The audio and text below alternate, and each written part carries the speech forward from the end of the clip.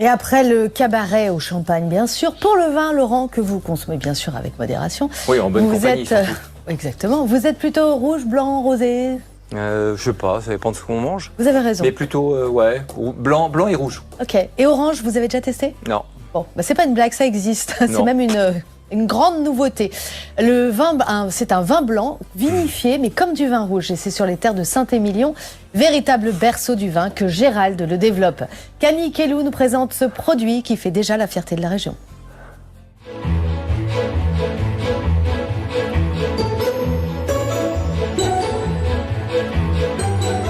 Faire du vin dans le Bordelais, il n'y a rien d'extraordinaire.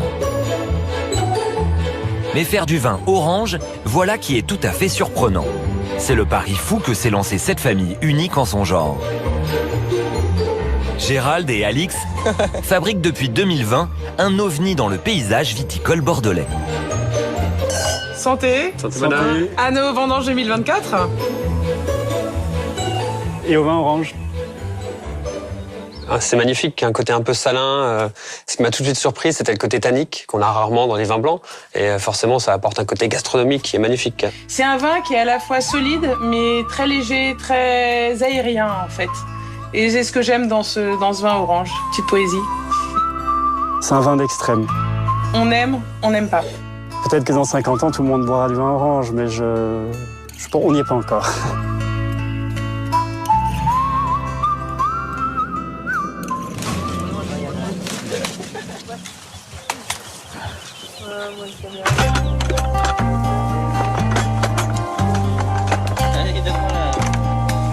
Nous sommes à Puisseguin, à 10 km de Saint-Émilion, l'incontournable terroir viticole. Bon, c'est bon Ludo? C'est bon, ça passe? Ah ouais, tout se passe bien. Ouais, bon. On a un beau temps. On a eu des années compliquées depuis 2021. 2021, beaucoup de pluie. 2022, énorme sécheresse, chaleur. 2023, beaucoup de pluie aussi. Et 2024, beaucoup de pluie. Ouais, dans la vigne, pour bien se porter, elle a besoin un peu de tout, en fait. Cette année, les vendanges sont tardives, car la météo a été froide et pluvieuse, alors Gérald ne s'attend pas à beaucoup de quantité. Sur ses 8 hectares en production de rouge et de blanc, il consacre une petite parcelle à la production de vin orange.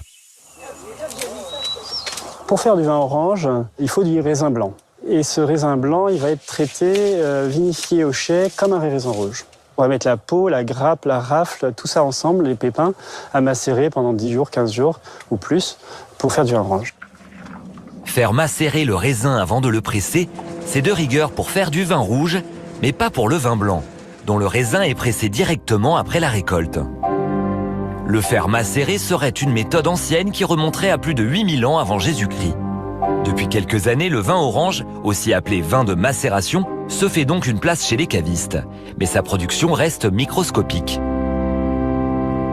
On va être sur un vin qui va avoir des tanins en bouche, donc avoir la puissance en bouche. C'est un vin qui au début est très particulier. C'est un vin que j'aime beaucoup, ouais. Une fois vendangés, les raisins blancs qui serviront à faire le vin orange sont mis en cuve le temps de la macération. 3 à 4 semaines minimum. Le côté plus ou moins orangé de ce type de vin, c'est principalement le cépage qui va déterminer ça. Et également le temps de macération. Ceux qui vont macérer pendant très longtemps, parfois il y en a qui vont jusqu'à 1 an. Et donc là, c'est vraiment très orange et très marron. Le jus va ensuite vieillir dans des amphores, les quévris. Des jarres en terre cuite qu'il a fait venir tout spécialement de Géorgie, où elles étaient déjà utilisées il y a 8000 ans. Donc en fait, ces quévris, ils sont dans le sol, et ce qui leur apporte une énorme stabilité thermique. La température du vin qui va être dedans va être très régulière, ce qui est un gros avantage pour les fermentations et pour l'élevage des vins. Une barrique neuve, ça avait apporté beaucoup de goût, alors qu'un quévri, ça n'apporte pas grand-chose. Pour moi, c'est un peu le principe de l'élégance. Il y a vraiment un côté magique. Ces quévris, ça m'a permis de continuer à avancer, en fait, ouais. À découvrir encore un monde nouveau. Très peu de personnes utilisent ces quévris en France. Et on n'a pas beaucoup de recul, en fait. Donc, il y a tout à découvrir. Ce qui me passionne dans mon métier, c'est le côté où on travaille avec tout. avec tous mes sens. Moi, je travaille avec tous mes sens. Je travaille avec mon odorat pour le nez, avec ma bouche, je travaille avec mes bras, avec mon corps, je travaille avec ma tête. C'est ça qui me passionne dans mon métier. En fait, pour moi, c'est un métier qui est très complet. On va vraiment de la terre au verre. Une histoire de vin, mais aussi d'amour jusqu'à Lali. Gérald s'est lancé dans l'aventure avec Alix, sa femme, en 2015. Ce qui est marrant, c'est qu'on se connaissait depuis hyper longtemps. Depuis une quinzaine d'années, en plus, nos familles se connaissaient. On était bons amis jusqu'à un moment où on s'est dit, mais en fait, on est quand même un peu couillons. Et voilà.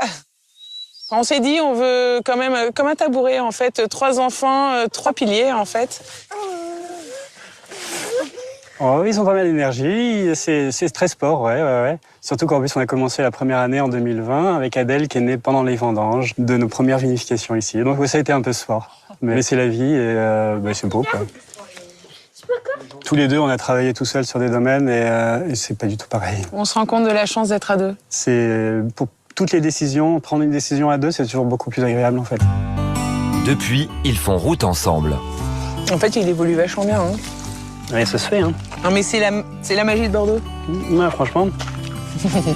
Enrichis de leur expérience passée et de leur histoire personnelle. Moi, je viens d'un peu de partout. Moi, je suis né en Afrique du Sud, ma mère en Tunisie, mon père à Madagascar, ma grand-mère des Seychelles, mon grand-père à l'île Maurice. En fait, on a pas mal de racines différentes. Mon nom vient d'Angleterre, Stanley. C'était des corsaires, en fait, à l'époque des pirates. Aujourd'hui, ce viticulteur, un brin corsaire, a jeté son encre ici dans le Bordelais et ne cesse d'expérimenter pour le plus grand plaisir des amateurs de nouveautés. Vous avez regardé un petit vin orange. Ok.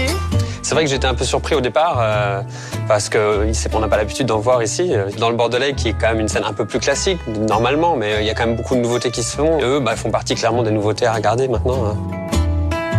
Un breuvage aux notes florales et fruitées qui s'accommode très bien avec les plats gras ou épicés.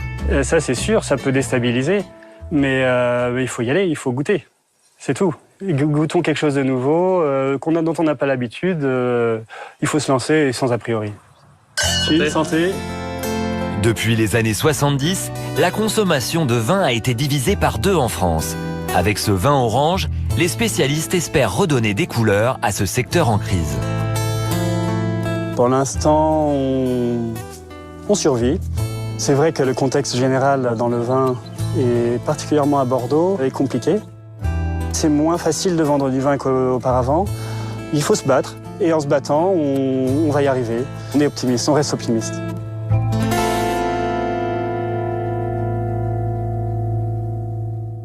Il faut goûter. Pas d'autre Exactement. solution. En tout cas, c'est Gérald joli. le disait. Allez, dans un mois, on passera à l'heure d'hiver.